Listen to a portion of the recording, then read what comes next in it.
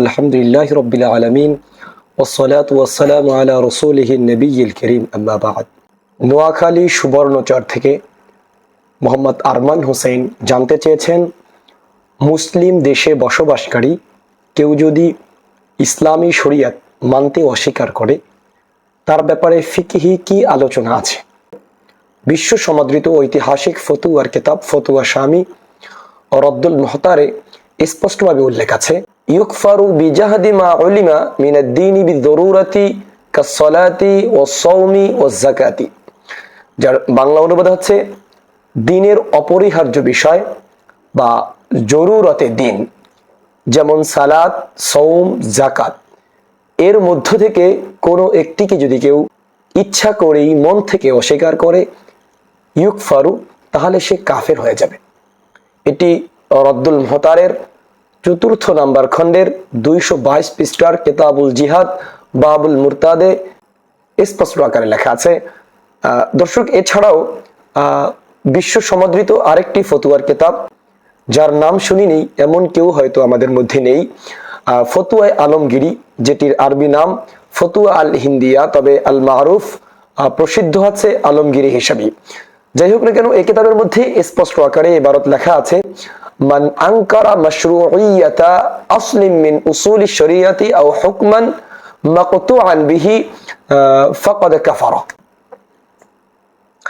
যে ব্যক্তি শরিয়াতের কোনো মূল নীতি, আসলিম মিন উসুলি শরিয়াতি, যে ব্যক্তি শরিয়াতের কোনো মূলনীতি বা অকট্টভাবে প্রমাণিত কোনো বিধানকে, কোনো বৈধ বিধানকে অস্বীকার করবে, ফাকাদ কাফারা, সে কাফের হয়ে যাবে।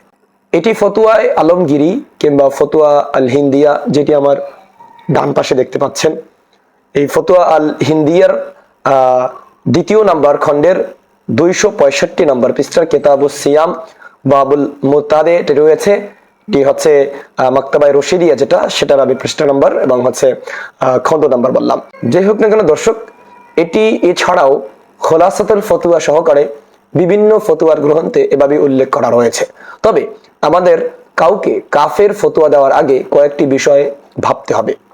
ওলামায়ে হক্কানি রব্বানিরা যারা আমাদের থেকে বিগত হয়ে গিয়েছেন, ফকিহুল ইসলাম, ফকিহুল মিল্লাত, কেউই কিন্তু হুট করে যে কোনো একটি ব্যাপার তাকিয়ে তার উপর তারা কাউকে কাফের ফতুয়া দেয়নি। এজন্য আমরা কাউকে কাফের ফতুয়া দিতে একটু নিজের কণ্ঠকে রোধ করব, একটু ভেবে চিন্তে দিব।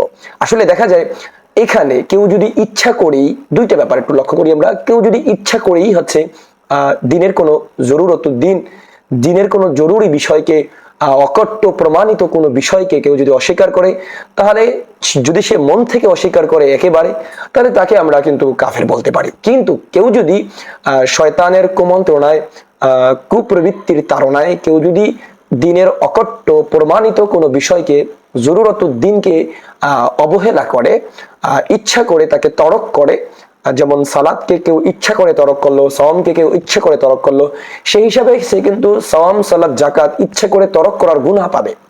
তবে আমরা তাকে কাফের বলার কোনো এখতিয়ার রাখি না, ইসলামী শরিয়াও রাখিনি, আল ফিকহুল ইসলামীও রাখিনি।